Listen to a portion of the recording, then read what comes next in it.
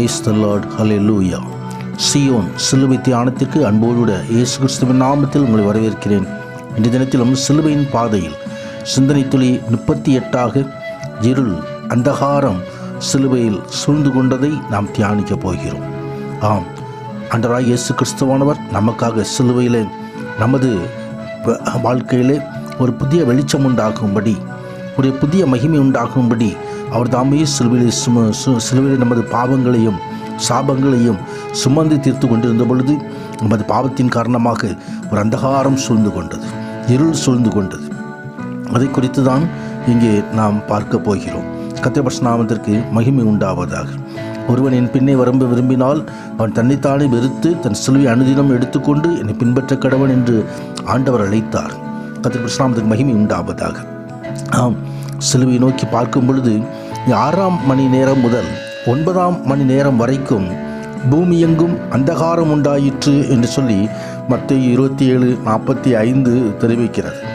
ஆம், 6 மணி நேரம் என்பது 12 மணி, 9 மணி நேரம் என்பது 3 மணி, மாலை 3 மணி, மதியம் 12 மணி முதல் மாலை 3 மணி வரைக்கும் இயேசு கிறிஸ்துவானவர் சிலுவையில் தொங்கிக் கொண்டிருந்த பொழுது அந்த சூரியன் மறைக்கப்பட்டது, இருள் சூழ்ந்து கொண்டது, அந்தகாரம் உண்டாயிற்று. அங்கே ஒரு சூரிய கிரகணம் உண்டாயிருக்கலாம் என்று சொல்லி வேத அறிஞர்கள் சொல்லுகிறார்கள். அவர் நம்முடைய பாவங்களுக்காக ஒப்புக் கொடுக்கப்பட்டும் நாம் நீதிமான்களாக்கப்படுவதற்காக எழுப்பப்பட்டும் இருக்கிறார் என்று எழுதப்பட்டிருக்கிறது. கர்த்தருடைய நாமத்துக்கு மகிமை உண்டு. நமது பாவங்கள் அது பாவ இருள், அந்த இருள் சூழ்ந்து கொண்டது. நாம் தேவனுக்குள் நீதியாக்கும்படி பாவம் அறியாத அவரை நமக்காக பாவமாக்கினார். நமது பாவம் அவர் மீது சுமத்தப்பட்ட பொழுது பாவத்தின் இருள், அந்தகாரத்தின் இருள் அங்கே சூழ்ந்து கொண்டது. நமது பாவத்தின் காரணமாக, நம் சாபத்தின் காரணமாக நம்ம இருளிலிருந்து விடுதலை பண்ணும்படி அவர் தாமே இருளை அவர் சூழ பெற்று கொண்டிருந்தார். இதோ இருள் பூமியையும் காரிருள் வானங்களையும் மூடும், ஆனாலும் உண்மையில் கர்த்தர் உதிப்பார், அவருடைய மகிமை உண்மையில் காணப்படும் என்று ஏசாயா தீர்க்கதரிசி எழுதுகிறார். பூமியை மூடும் பொழுதும் காரிருள் ஜனங்களை மூடும் பொழுதும் கர்த்தர் நம்மேல் உதிக்கிற தேவனாக இருக்கிறார். இருளை நீக்கி அவர் தாமே நமக்கு போதுமான தேவனாக இருக்கிறார். நன்மைக்கு காத்திருந்த எனக்கு தீமை வந்தது, வெளிச்சத்தை பர காத்து கொண்டிருந்த எனக்கு இருள் வந்தது என்று யோபு தெரிவிக்கிறார். நாம் நன்மையை தடுத்து, நமக்கு வருகின்றதால் வெளிச்சத்தை தடுத்து இருளின் ஆதிக்கங்கள் நம்மை சூழ்ந்து கொண்டிருக்கும் பொழுது கர்த்தர் நமக்கு நியாயம் செய்கிறார் தேவனாய் இருக்கிறார். நியாயம் எங்களுக்கு தூரமாக இருக்கிறது, நீதி எங்களுக்கு தொடர்ந்து பிடிக்காது. வெளிச்சத்துக்கு காத்திருந்தோம், இதோ இருள் வந்துவிட்டது. பிரகாசத்துக்கு காத்து கொண்டிருந்தோம், ஆனாலும் அந்தகாரத்தில் நடக்கிறோம் என்று ஏசாயா எழுதுகிறார். கர்த்தருடைய நாமத்துக்கு மகிமை உண்டாவதாக. விடியற்காலம் வந்தாலும் அவர்களுக்கு மரண இருள் தான் இருக்கிறது. அப்படிப்பட்ட மரண இருளின் பயங்கரத்தோடு பழகியிருக்கிறான், அதில் வாழும்படியாக பழகியிருக்கிறான். அதோ காரிருளில் வாசம் செய்யும் ஜனங்கள், இருளிலே இருக்கிற ஜனங்கள் பெரிய வெளிச்சத்தை கண்டுகொள்ளும்படி அவர் தாமே நமக்காக அந்த இருளின் ஆதிக்கத்தை பெற்றுக்கொண்டார். அந்தகாரத்திலும் மரண இருளிலும் உட்கார்ந்திருக்கிறவர்களுக்கு வெளிச்சம் தரவும், நம்முடைய கால்களை சமாதானத்தின் வழியிலே நடத்தவும் அவர் இரக்கத்தினாலே உன்னதத்திலிருந்து தோன்றி அருணோதி நம்மை சந்தித்திருக்கிறது என்று சொல்லி தீர்க்க தரிசனமாக சகரியா ஆசாரியர் சொன்னதை குறித்து லூக்காவில் எழுதப்பட்டிருக்கிறது. லூக்கா 1:78-79 வசனங்களிலே இந்த காரியங்கள் கொடுக்கப்பட்டிருக்கிறது.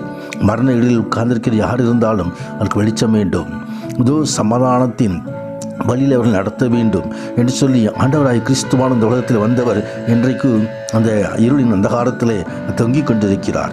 இருளின் அந்தகாரத்தில் நின்று நம்மை விடுதலையாக்கி தமது அன்பின் குமாரனுடைய ராஜ்யத்துக்கு உட்படுத்தினவராகிய பிதாவை ஸ்தோத்திரிக்கிறோம் என்று கொலைசேருக்கு அப்போஸ்தலர் எழுதும் பொழுது 1 வசனத்தில் தெரிவிக்கின்றார். இருளின் அதிகாரங்கள் நீங்க வேண்டும். அன்பின் ராஜ்யம் அதுதான் வெளிச்சத்தின் ராஜ்யம், அதுதான் மகிமையின் ராஜ்யம். அந்த அசையில்லாத ராஜ்யத்துக்கு நாமும் வரும்படி ஆண்டவர் விரும்புகிறார். மனுஷன் அநேக வருஷம் ஜீவித்து அவையெல்லாம் மகிழ்ச்சியாக இருந்தாலும் அவன் இருளின் நாட்களை நினைக்க வேண்டும். அவைகள் அநேகமாக இருக்கும் வந்து சமீபது எல்லாம் மாயே என்று சொல்லி பிரசங்கி சொல்லுகிறதை குறித்து நாம் பார்க்கிறோம். முற்காலத்து அந்தகாரம் ஆய்ந்தீர்கள், இப்பொழுதோ கர்த்தருக்குள் வந்து விட்டதால் கர்த்தருக்குள் வெளிச்சமாக இருக்கிறீர்கள், வேதத்தின் வெளிச்சத்தின் பிள்ளைகளாக நடந்து கொள்ளுங்கள் என்று சொல்லி எபேசியருக்கு அப்போஸ்தலர் எழுதுகிறார். ஆம், அந்தகாரங்கள் நீங்கி வெளிச்சம் உண்டாகும்படி, கர்த்தருக்குள்ள நாம் வெளிச்சமாய் மாறும்படி, நமது வாழ்க்கையை வெளிச்சமாய் மாறும்படி ஆண்டவர் அருள் செய்கிறார். மேலும் நான் இதோ புதிய கற்பனை உங்களுக்கு எழுதுகிறேன், இது அவர்களுக்கும் உங்களுக்கும் மெய்யாக இருக்கிறது. ஏனென்றால் இருள் நீங்கி போகிறது, மெய்யான ஒளி இப்பொழுது பிரகாசிக்கிறது. ஆண்டவரை பற்றி கொண்டதினால் இதோ நாம் மெய்யான வெளிச்சத்துக்குள் வருகிறோம். இனி அக்காலம் இராது. விளக்கும் சூரியன் வெளிச்சம் நமக்கு தேவையில்லை. பிரத்யேகமாய் கர்த்தரே அதில் பிரகாசிப்பார். அவர்கள் சதா காலங்களிலும் அரசாழ்வார்கள். அந்த அரசாளின் ராஜ்யத்தை பெற்றுக்கொள்வோம். முன்னதான தேவன் நம்மை ஆசீர்வதிப்பாராக. ஆமேன், ஆமேன். God bless you.